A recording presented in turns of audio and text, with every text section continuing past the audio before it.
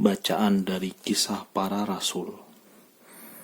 Sekali peristiwa, Allah menyuruh Petrus pergi ke rumah perwira Kornelius. Di sana Petrus berkata, "Kamu tahu tentang segala sesuatu yang terjadi di seluruh tanah Yudea, mulai dari Galilea, sesudah pembaptisan yang diberitakan oleh Yohanes, yaitu tentang Yesus dari Nazaret. Bagaimana Allah mengurapi dia dengan roh dan kuat kuasa. Yesus itulah yang berjalan berkeliling sambil berbuat baik dan menyembuhkan semua orang yang dikuasai iblis, sebab Allah menyertai dia. Kami adalah saksi dari segala sesuatu yang diperbuat Yesus di tanah Yudea maupun di Yerusalem. Dia telah dibunuh dan digantung pada kayu salib. Tetapi Allah telah membangkitkan dia pada hari yang ketiga, dan Allah berkenan bahwa ia menampakkan diri, bukan kepada seluruh bangsa, tetapi kepada saksi-saksi yang sebelumnya telah ditunjuk oleh Allah, yaitu kepada kami yang telah makan dan minum bersama dengan dia, setelah ia bangkit dari antara orang mati.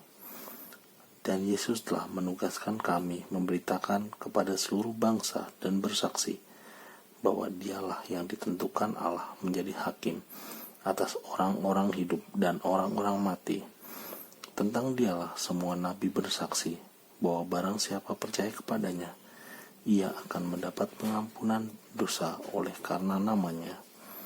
Demikianlah sabda Tuhan. Syukur pada Allah. Mazmur tanggapan. Inilah hari yang dijadikan Tuhan, marilah kita bersorak-sorai dan bersukacita karenanya. Inilah hari yang dijadikan Tuhan, marilah kita bersorak-sorai dan bersukacita karenanya. Bersyukurlah kepada Tuhan sebab Ia baik, kekal abadi kasih setianya. Biarlah Israel berkata, kekal abadi kasih setianya. Inilah hari yang dijadikan Tuhan, marilah kita bersorak-sorai dan bersukacita karenanya. Tangan kanan Tuhan berkuasa meninggikan, tangan kanan Tuhan lakukan keperkasaannya. Aku tidak akan mati tetapi hidup, dan aku akan menceritakan perbuatan-perbuatan Tuhan. Inilah hari yang dijadikan Tuhan, marilah kita bersorak-sorai dan bersukacita karenanya. Batu yang dibuang oleh tukang-tukang bangunan telah menjadi batu penjuru. Hal itu terjadi dari pihak Tuhan, suatu perbuatan ajaib di mata kita. Inilah hari yang dijadikan Tuhan, marilah kita bersorak-sorai dan bersukacita karenanya. Bacaan dari surat Rasul Paulus kepada jemaat di Kolose. Saudara-saudara, kamu telah dibangkitkan bersama dengan Kristus. Maka carilah perkara yang di atas, di mana Kristus berada, duduk di sebelah kanan Allah. Pikirkanlah perkara yang di atas, bukan yang di bumi. Sebab kamu telah mati, dan hidupmu tersembunyi bersama dengan Kristus dalam Allah. Kristuslah hidup kita. Apabila Ia menyatakan diri kelak, kamu pun akan menyatakan diri bersama dengan Dia dalam kemuliaan. Demikianlah sabda Tuhan. Syukur pada Allah. Mada Paskah. Marilah kita lakukan pujian kejayaan. Kristus sudah berjuang melawan kematian, meskipun ditelan namun menang. Dosa kita dilebur, kuasa maut gugur, didamaikan kita dengan Bapa. Katakan Maria, engkau melihat apa?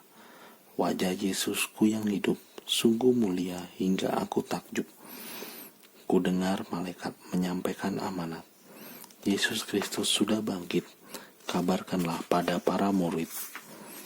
Sungguh bangkit Yesus Tuhan sebagai pemenang. Hiduplah berjaya selamanya. Amin. Haleluya. Bait pengantar Injil.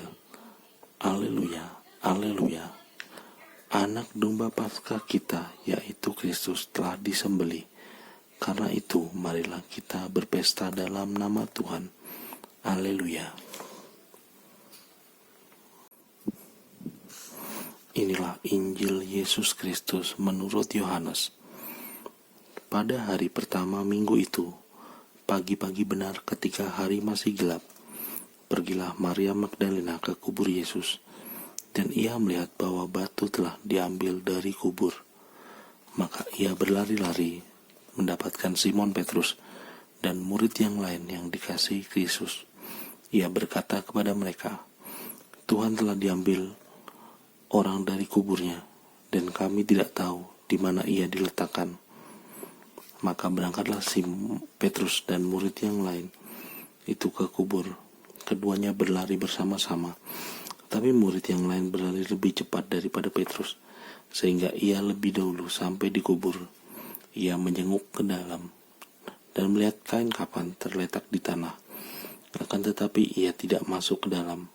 Maka tibalah juga Simon Petrus menyusul dia dan masuk ke dalam kubur itu.